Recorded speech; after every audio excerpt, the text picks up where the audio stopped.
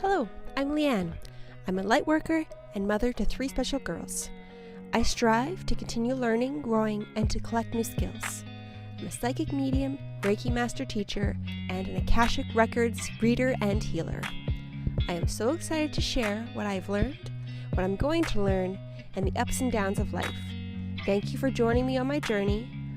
Welcome to the Life of a Lightworker podcast. Hello, everybody. Today, I am going to start with a card pull. It is from The Good Tarot by Colette Baron Reid. And I'll just start shuffling. Oh, and I dropped a whole bunch. That doesn't count. That's not a flyaway there. So, jump card or whatever they like to call it.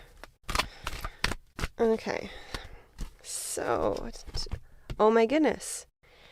I had just pulled, the last time I used this deck, I pulled this exact same card. That's so funny.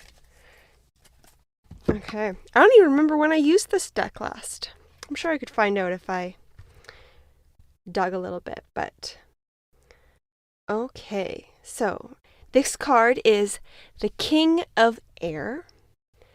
And I'm going to take a second and I'm going to read into it and see what the meaning is for today. But first pops in my head is stoic, regal, determined. I see training and flexibility to use your training to move it around and manipulate what you're doing to what is needed. Not rigid systems of how you do things. It's using what you've learned and modify it to be what is needed in the moment. Let me see, how does this... Let's try to get a bigger message out of this. I feel like this card is about living in integrity and being calculated with your actions. So thinking about your actions and not being impulsive. And I feel like leaning on what you've learned and taking the moment to breathe and remember what you have learned before acting is going to be very important this week. And not to rush into things and not to, I'm going to say be too spontaneous, but taking big risks. Think before you act. Take a moment, step back, and do things from a place of not just thinking with your heart, but feeling, or thinking with your head, but feeling with your heart, and not doing things out of panic. And not doing things because you're stressed or anxious, but actually doing things based on how you feel and using what you have learned, your skills you've learned to implement your strategies to help with the anxiety and the stress of events that might happen where you might want to act impulsively. All right.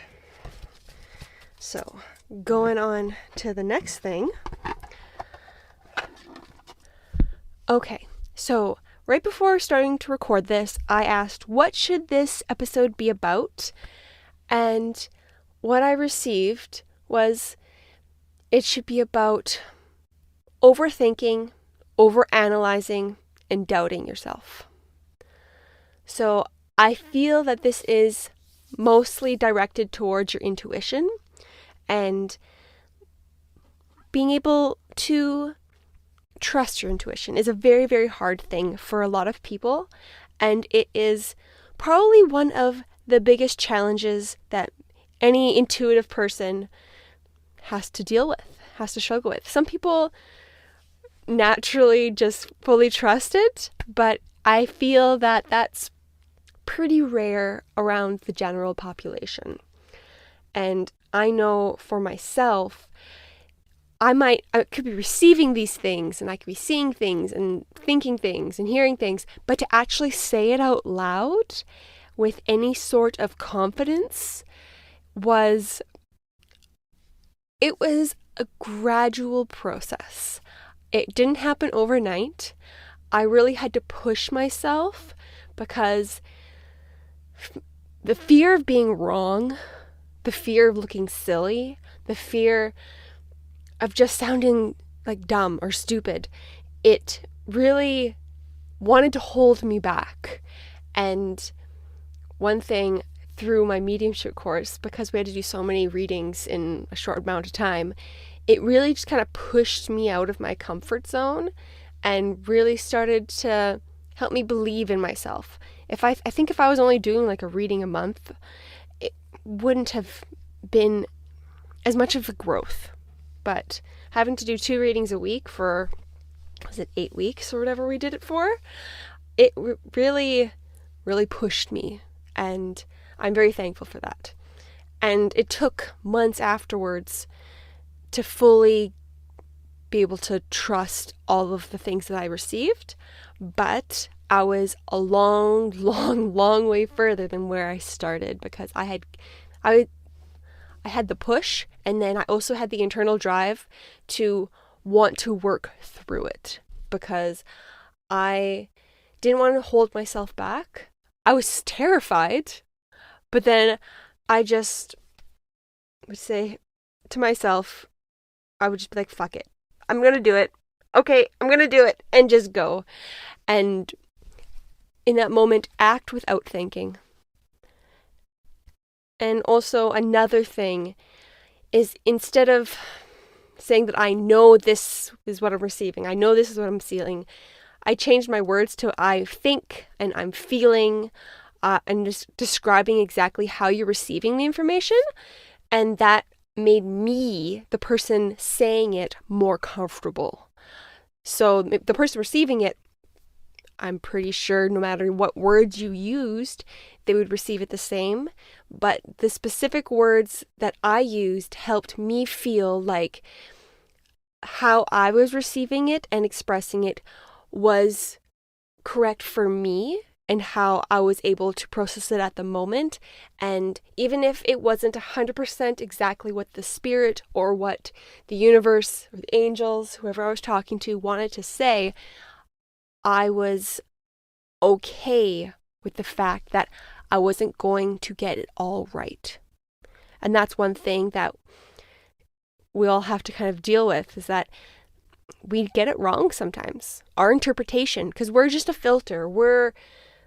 We are a translator. We aren't going to be 100% right all the time. How many times have you written into Google Translate and it comes out not quite right? There's just a few things that are the grammar or just the slight use of the word is wrong. But you can get the general idea of what the message is. So not getting caught up on the exact words, but focusing on the message behind it and the feeling behind it, because it's the feeling behind it that's the most important. So that to me is one of the biggest things that I focus on to help me work through when I'm feeling scared or when I'm second guessing myself.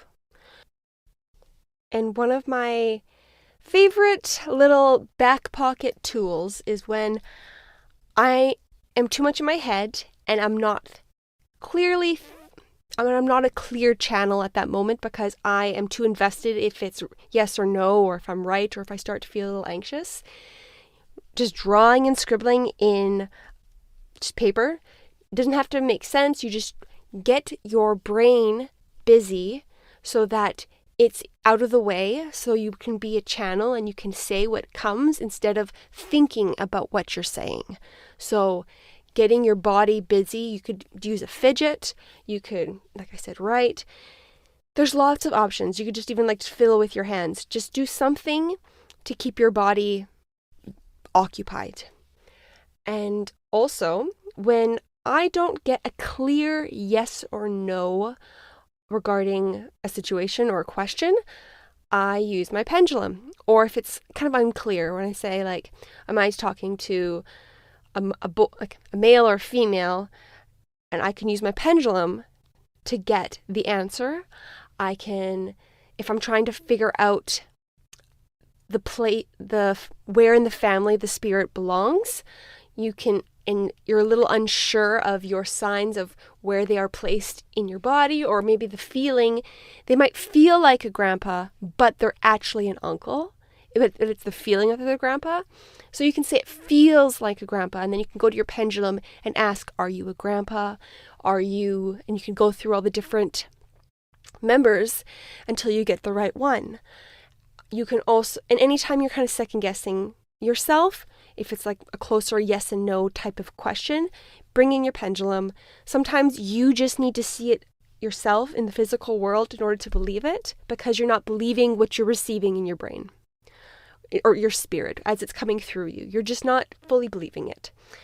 And it's a bit of a crutch, but it's a useful crutch, and I am all for using all the tools possible until you are able to do it without. So I am all for it. I know some people don't like tarot cards and oracle cards because they want you to just receive the information without the crutch of a card. But I say, if you have the resources, why wouldn't you use them? Why wouldn't you utilize them? Don't limit yourself and handicap yourself because you want to be a purist. There's no need to impose all these criteria and rules upon yourself. You have to just do what feels right. If you feel drawn to something or you feel intrigued by something, then do it. If you don't, then don't. Like, when I heard the word Reiki, I was like, oh, I love that. I'm interested in that. And then I researched it and I took it, and here I am, a Reiki master teacher. But when I heard about human design, I'm very interested in it. I want to learn about my human design and my family's, but I don't have that deep desire to learn all of it. I don't feel the pull. I don't feel the need to do it. And that's completely fine. Other people love it, and that's their calling. That's where they're being pulled to do. Everyone has their own place where you're being pulled to. And when you feel that little spark in your heart, when you feel that little twinge in your ear where you're just like, I'm interested in this, go with it. Just go with it. And even if it's not all the way, like, I'm going to take this class, just research it. Look up some videos, do some reading, talk to some people, and just learn a little bit more and see how your interest and your heart feels when you do that. Listening to yourself. That's the most important thing. And all the tools to listen to your intuition, I would say, it's just feeling how your body feels. Taking note of how you feel every single day. You can feel each chakra, each part of your body, and make note of what your baseline is. And then when something is introduced to you, when you're reading, when you're watching a movie, when someone's talking to you, when you're in a new situation, or maybe it's not a new situation, but more something outside of your home, then see how your body feels, what part feels different, and then you can start to realize what parts of your body you should be listening to. So, like for me, I don't put my protection up, and my empath parts the tentacles are going out. I get lightheaded, my head gets floaty, and I have to ground myself and shield myself. When like the kids are fighting, then my heart and my solar plexus and my sacral all kind of crunch together.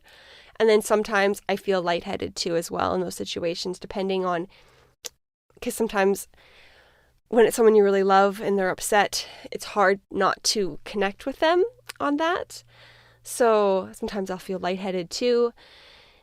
And just noticing what your body feels like in certain situations. Because then when nothing is happening and you feel like that, then there's a reason. And you can kind of ask why you feel like that.